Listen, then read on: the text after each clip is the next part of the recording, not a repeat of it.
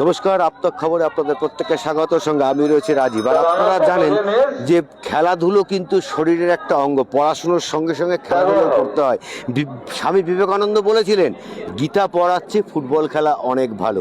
আর আমরা ইতিমধ্যেই দেখছি বিভিন্নভাবে কিন্তু ছেলেপুলেরা, আমরা যতই বলি না কেন, বাচ্চারা কিন্তু মোবাইলের থেকে খেলাধুলোর প্রতি এখন অনেকটাই আগ্রহী হয়েছে। আমি ইতিমধ্যেই দেখানোর চেষ্টা করবো শিবম চক্রবর্তীকে। শিবম, কেমন আছো?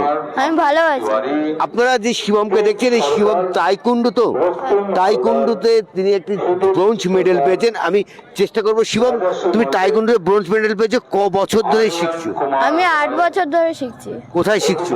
আমি কাপা উপেন্দ্র স্মৃতি ভবনে শিখছি। এই যে ব্রোঞ্জ মেডেল পেলে, এটা কোথা থেকে পেলে? আমি এটা CBSE far east zonal taekwondo championship দিয়ে পেয়েছি। এটা কি কাতার ওপরে হলো না স্পায়ারিং এর ওপরে হয়েছে? এটা কাতাও না, স্পেয়ারিং এর উপরে হয়েছে। স্পায়ারিং এর উপরে। তোমার পাঞ্চিং হিট কত ছিল? পাঞ্চিং হিট কত ছিল? আমার পাঞ্চিং হিট মিট হয় না, এখানে পয়েন্টের উপরে খেলে। কত পয়েন্ট পেয়েছিলে? আমি 15 পয়েন্ট পেয়েছি। 15 পয়েন্ট পেয়েছিলে। এর আগে আর কোথায় কোথায় প্রাইজ পেয়েছো? আমি এর মধ্যে বারাসাত, তারপরে দিল্লি, হাওড়া, অনেক জায়গা দিয়ে পেয়েছি ইত্যাদি। আমরা ইতিমধ্যে শিবমের সাথে কথা বললাম। শিবমের পিতা রয়েছেন। কেমন লাগছে ছেলের প্রাইজটি নিয়ে? খুবই ভালো লাগছে স্যার, আর এটা খুবই গর্বের মুহূর্ত আমার জন্য।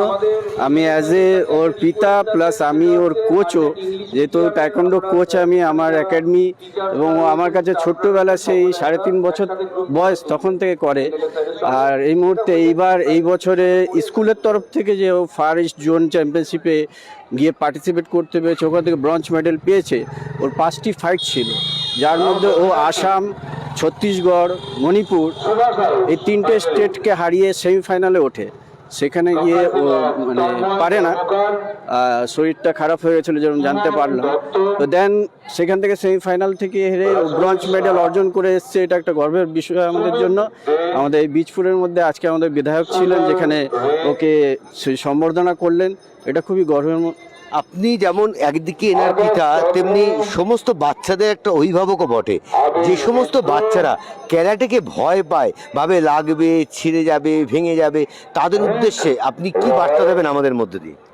দেখুন, এটা একটা সেলফ ডিফেন্স। এখানে যদি ভয়টাই যদি আগে থাকে, তাহলে সেলফ ডিফেন্স কী করে হয়? সেজন্য ভয়টাকে যাতে কাটানো যায়, তার জন্য সেলফ ডিফেন্সটা শেখা। এখানে কোনো রকম ইনজুরি হয় না। এখন সেলফ ডিফেন্সটা আত্মরক্ষার সাথে সাথে একটা স্পোর্টস, আর এটা একটা ক্যারিয়ার হিসাবে হতে পারে। আর টাইকোয়ান্ডো, জুডো, এই দুটো জিনিস এখন আমাদের অলিম্পিকের মধ্যেও মান্যতা পেয়ে রয়েছে। তো এই দুটো জিনিসকে যদি স্পোর্টস হিসাবে, মার্শাল আর্ট হিসাবে টাইকোয়ান্ডো, জুডোটাকে করা যায়, তো এটা বাচ্চাদের জন্য একটা খুব ভালো ক্যারিয়ার অপরচুনিটি হচ্ছে। সিবিএসসি গেমসের মধ্যে টাইকোয়ান্ডো যেহেতু রয়েছে, এখান থেকে যেরকম ও যদি গোল্ড করতো তো ন্যাশনালে যেতে পারতো। দেন এবারে নেক্সট ইয়ার ওর এটা টার্গেট থাকবে।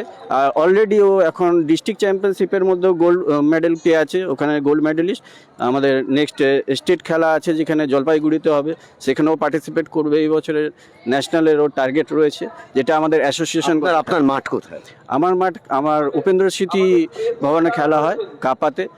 শিবমের নাম দিয়ে আমার একাডেমির নাম শিবম টাইকোয়ান্ডো একাডেমি, যেটা আমাদের ওখানে কাপাতে মোটামুটি 10 বছর ধরে ওখানে ট্রেনিং আমি করাচ্ছি। তার আগে আমাদের হালি শহরেও ট্রেনিং চলতো, এখন আপাতত ওখানে ট্রেনিং রানিং চলছে। আমরা অনেকক্ষণ ধরে কথা বললাম শিবম এবং তার পিতা। শুধু তার পিতা নয়, তিনি ক্যারাটে চ্যাম্পিয়ন এবং ক্যারাটে শেখানো বটে।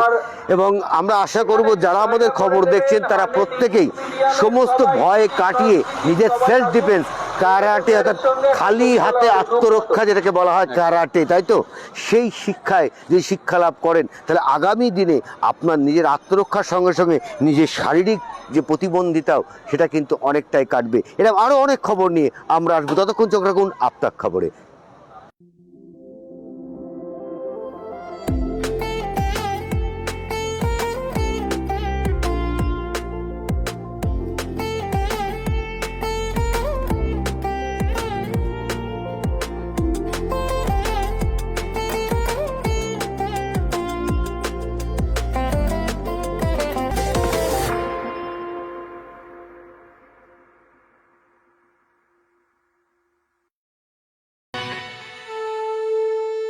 বাসন্তী রং ছুঁয়েছে যখন জীবনের বিশ্বাস, সিঁদুরে সরাজ আঁকে বধূ সাজ, মন তুই ভালোবাস।